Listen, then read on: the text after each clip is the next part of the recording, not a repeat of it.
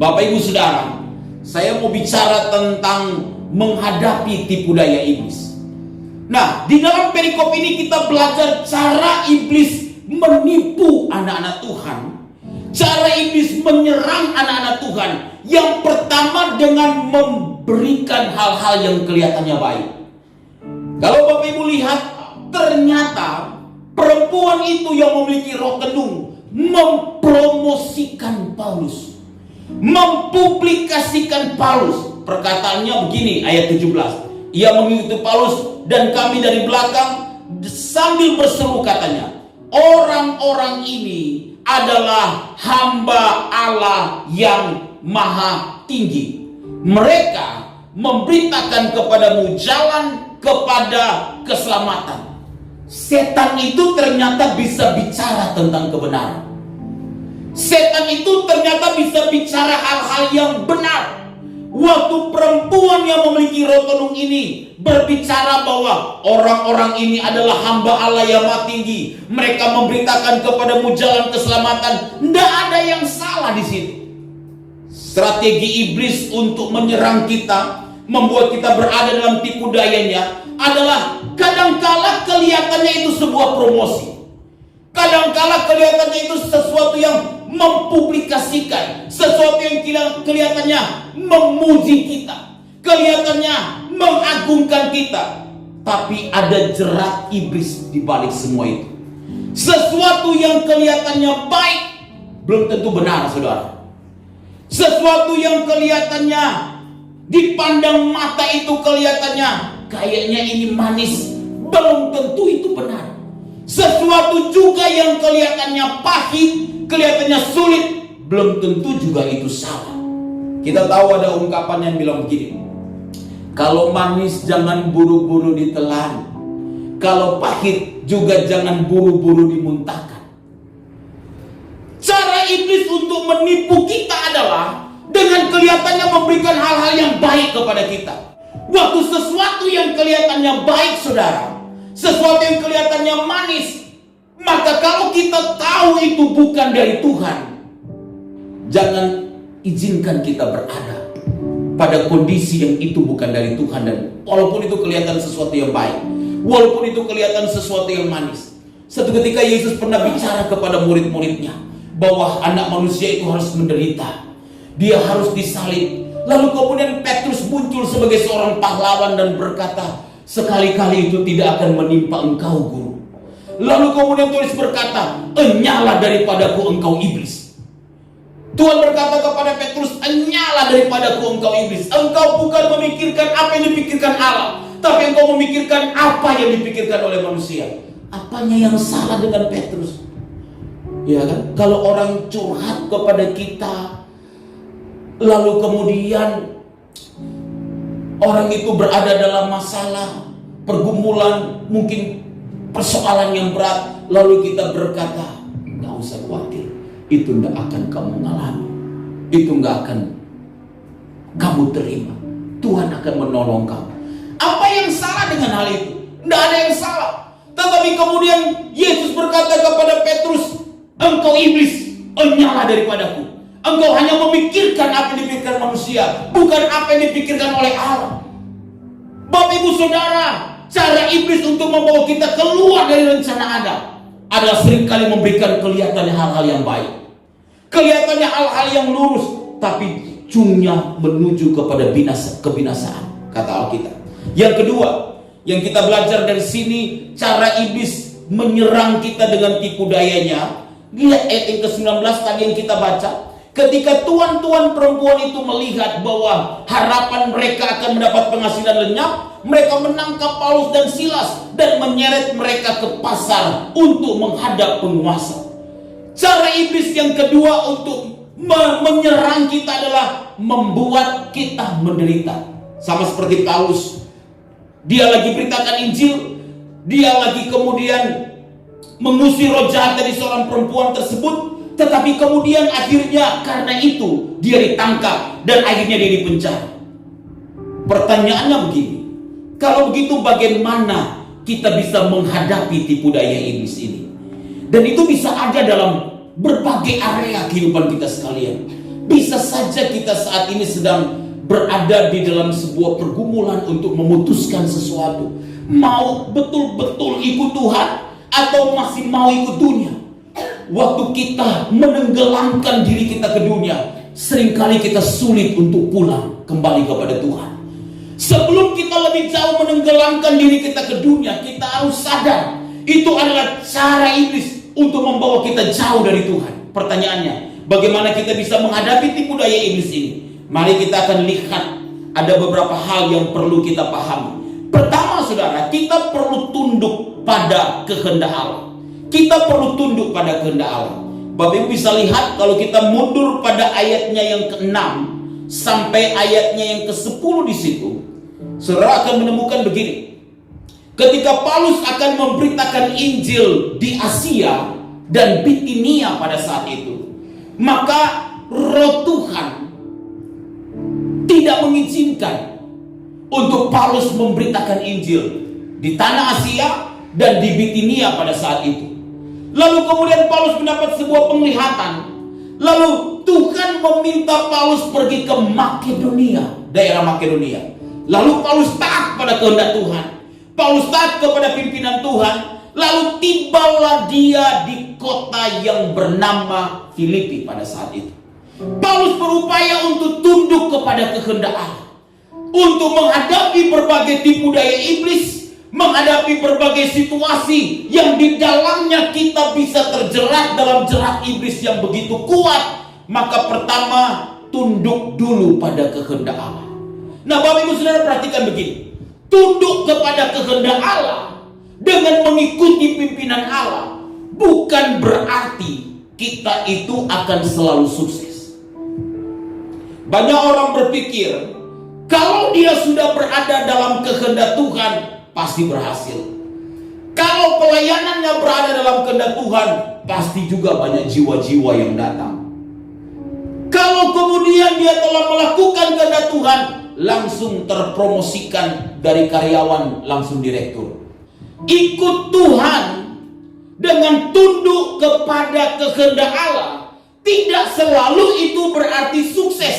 Waktu Paulus ikut pimpinan Tuhan, saudara, dengan apa? Dia nyebrang ke Makedonia. Harusnya dia mau pergi beritakan Injil ke Asia dan ke tanah Bitinia. Lalu Roh Yesus berkata, jangan beritakan Injil ke sana. Lalu kemudian Paulus mendapatkan satu penglihatan. Ada orang-orang yang minta tolong di daerah Makedonia. Lalu Paulus mengatakan, kita harus pergi ke sana karena itu adalah kehendak Tuhan bagi kita.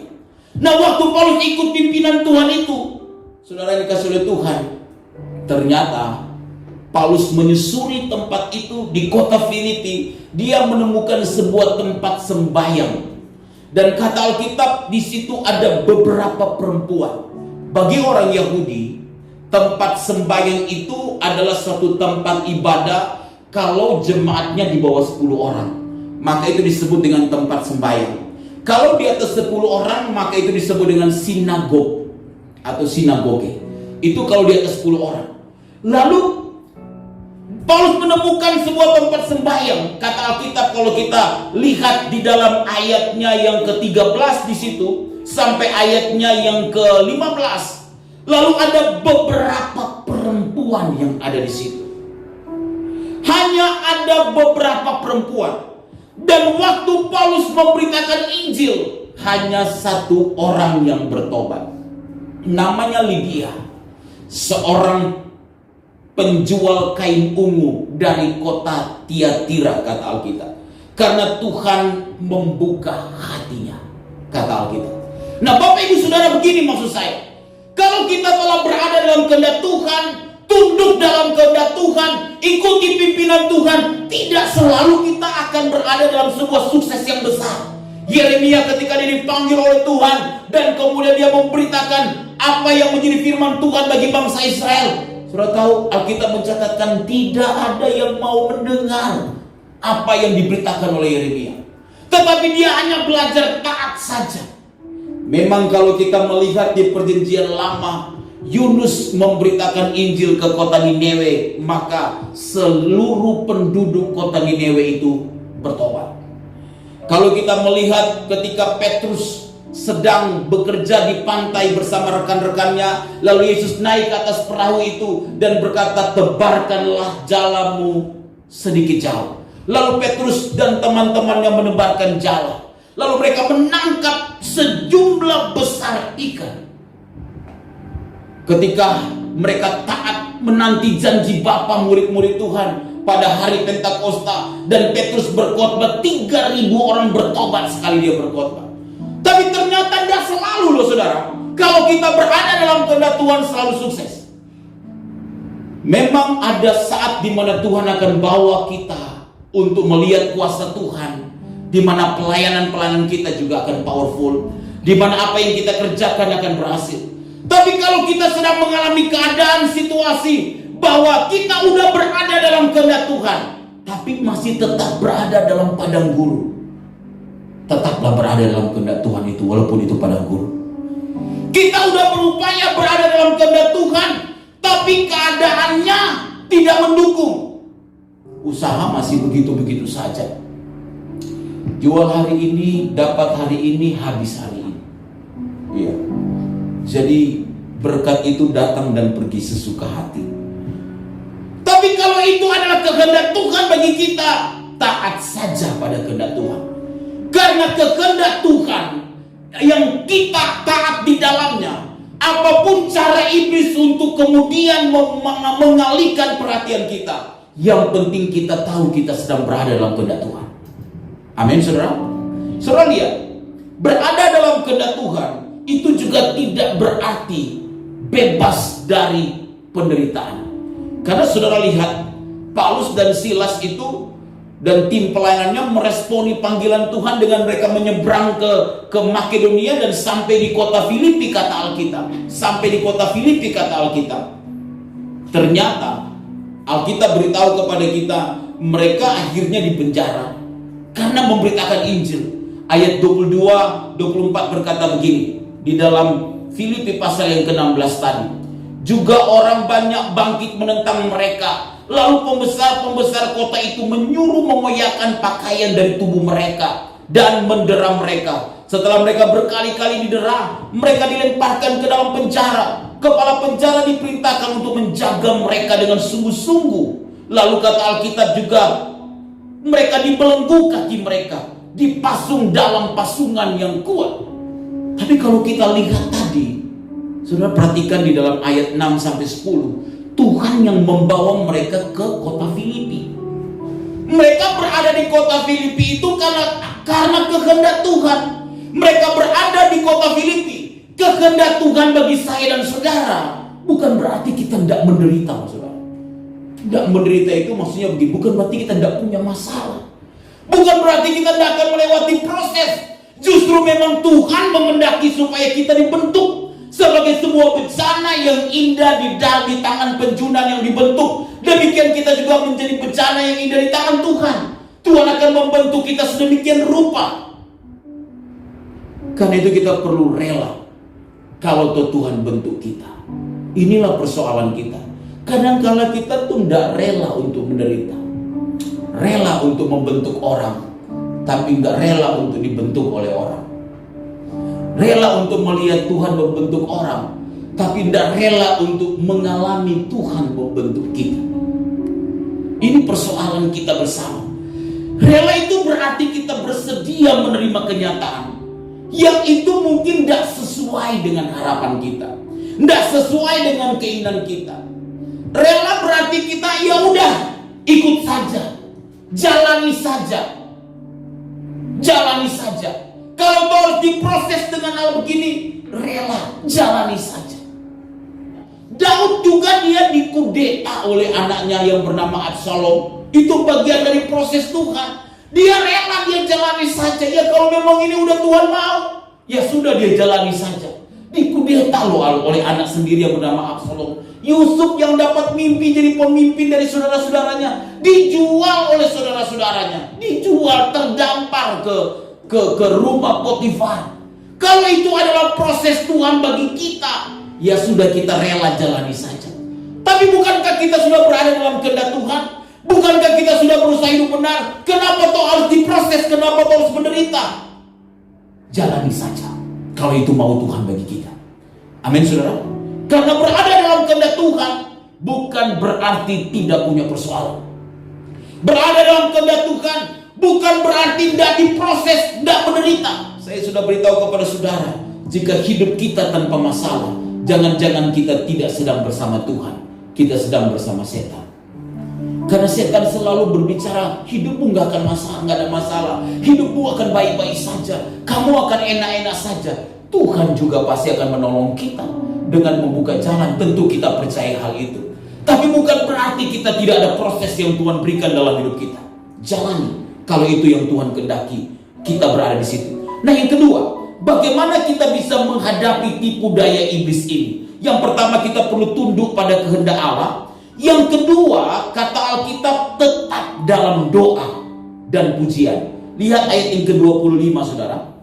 Alkitab berkata kepada kita begini, tetapi kira-kira tengah malam Paulus dan Silas berdoa dan menyanyikan puji-pujian kepada Allah, dan orang-orang hukuman lain mendengarkan mereka. Saudara tahu begini, saat yang terberat dalam hidup kita adalah waktu kita berada dalam masalah yang besar, pergumulan yang hebat, berada dalam tekanan, lalu bisa bersyukur kepada Tuhan. Persoalan yang paling berat yang harus kita jalani adalah begini. Waktu kita berada dalam situasi yang berat, yang kita sebut itu dengan sebuah proses dan penderitaan, masih bisakah kita bersyukur kepada Tuhan? Berdoa dan menyanyikan pujian adalah tanda bahwa Paulus dan Silas mau berkata, Tuhan terima kasih untuk setiap kebaikan Tuhan ini. Terima kasih untuk perjalanan yang panjang yang Kau telah tuntun sampai berada di Makedonia, di kota Filipi. Tapi terima kasih telah berada dalam penjara. Kira-kira begitu Bapak Ibu Saudara. Kita itu kan kadang-kala hanya berkata terima kasih kan kalau dikasih hal-hal yang baik. Kita kan berkata terima kasih kalau kita berkata kamu cantik. Makasih, satu-satunya yang paling cantik hanya kamu. Ya masa kita masih terbang, ya seperti kupu-kupu, kira-kira begitu kan. Yes. Kita nggak tunjukin dalam hati kita, yes, akhirnya ada yang mengakui saya cantik. Kita akan berkata makasih dalam setiap pujian-pujian yang ada. Tapi memang tidak mudah waktu kita kemudian dikucilkan, dikata-katain, diberitahu sesuatu yang menyakitkan, dan kita berkata, makasih sudah nyakitin saya. Itu memang jarang sekali, tidak mudah. Tetapi Paulus dan Silas, kata Alkitab, mereka berdoa dan menyanyikan pujian sebagai respon mereka berada dalam masa yang sulit, di dalam penderitaan. Cara kita menghadapi tipu daya iblis adalah dengan tetap berdoa dan menaikkan pujian kita kepada Tuhan. Cara terbaik untuk orang-orang yang mengatakan hal-hal yang tidak baik kepada kita, dengan tetap berkata hal-hal yang baik kepada mereka. Cara terbaik untuk membalas orang-orang yang berbuat jahat kepada kita adalah dengan tetap berbuat baik kepada mereka. Kenapa itu bisa terjadi? Karena kita hidup di dalam doa. Kita hidup di dalam pujian kita kepada Tuhan. Kita hidup dalam sebuah persekutuan yang manis dengan Tuhan. Dengarkan saudara, di dalam keadaan-keadaan yang sulit, keadaan-keadaan yang sukar, maka doa, pujian yang kita naikkan kepada Tuhan akan menghadirkan kuasa Tuhan dalam hidup kita. Saudara bisa lihat di dalam ayatnya yang ke-25 ini dikatakan begini ya.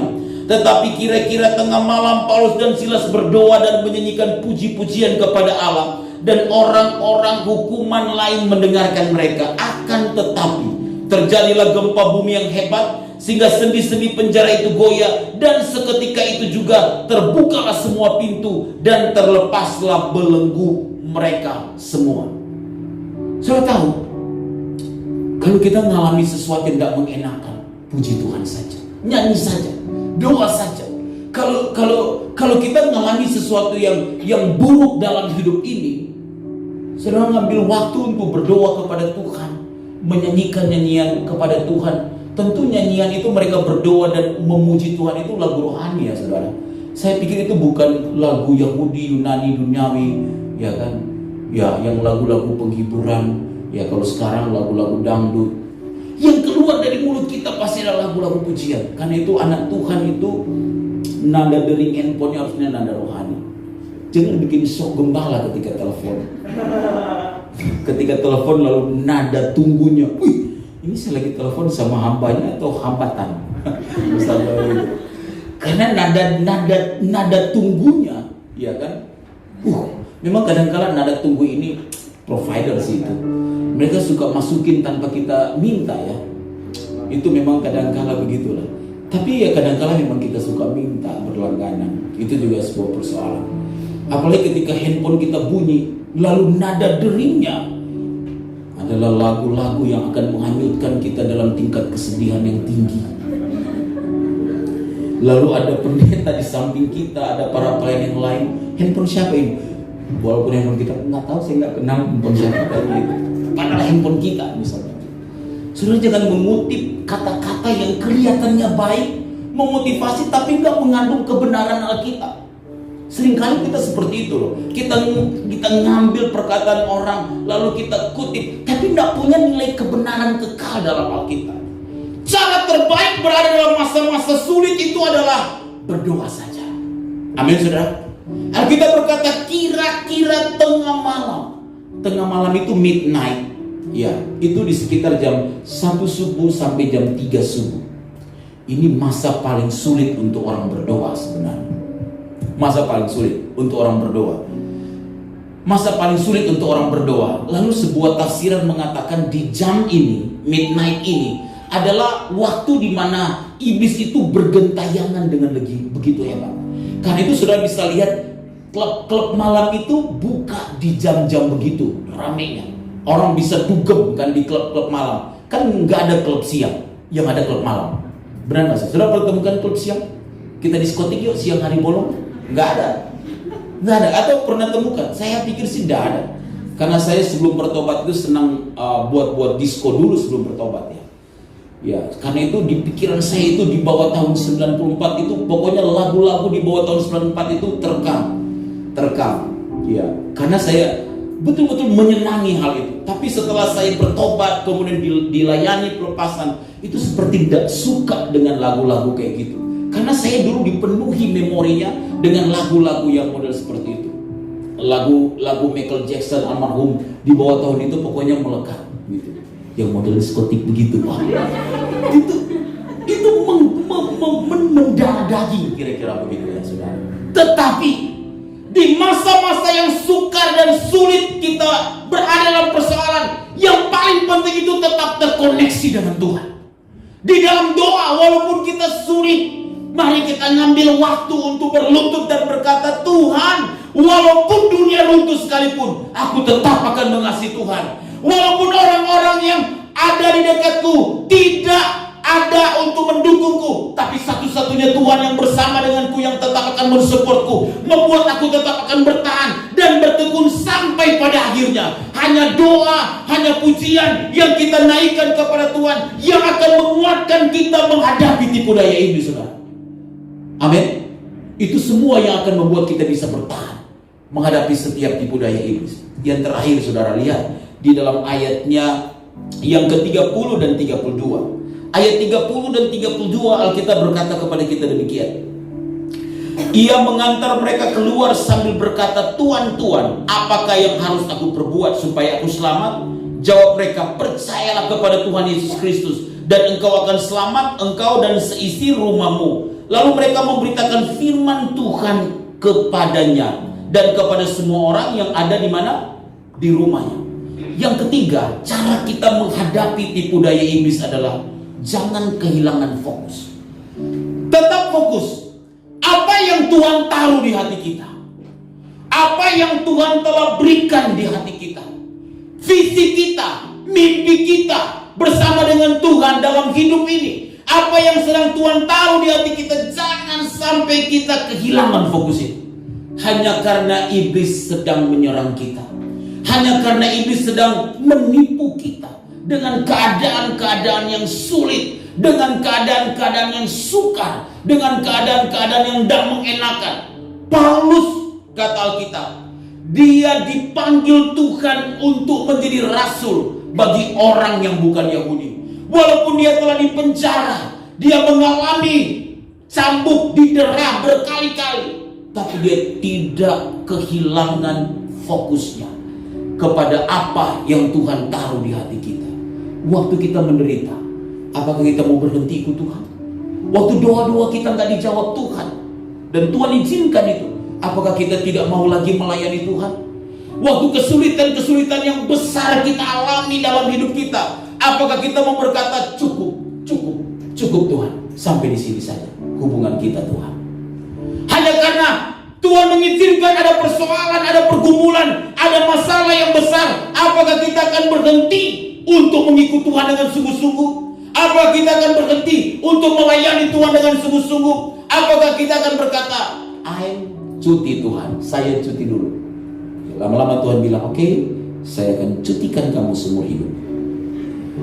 Apakah hanya karena pergumulan yang ada membuat kita kehilangan arah di dalam Tuhan? Paulus, walaupun dia berada di dalam masalah yang besar, dia tidak lupa apa yang Tuhan taruh di hati dia. Dia tidak lupa passion yang Tuhan berikan, visi yang Tuhan berikan kepada dia, yaitu menjangkau jiwa-jiwa yang terhilang. Bapak Ibu Saudara, kita dipanggil untuk menjangkau setiap jiwa-jiwa yang terhilang. Apapun persoalan, apapun pergumulan kita, tidak boleh menghapus panggilan yang sudah Tuhan beri dalam hidup kita. Tidak boleh menghalangi setiap kerinduan kita untuk berdampak di tempat di mana Tuhan sedang tempatkan kita. Walaupun hidup ini tidak mudah, walaupun kita harus berjuang, walaupun kita harus berusaha dengan lebih keras lagi, tetapi percayalah, waktu kita tetap fokus kepada apa yang Tuhan taruh di hati kita, kita bisa melewati semuanya bersama dengan Tuhan.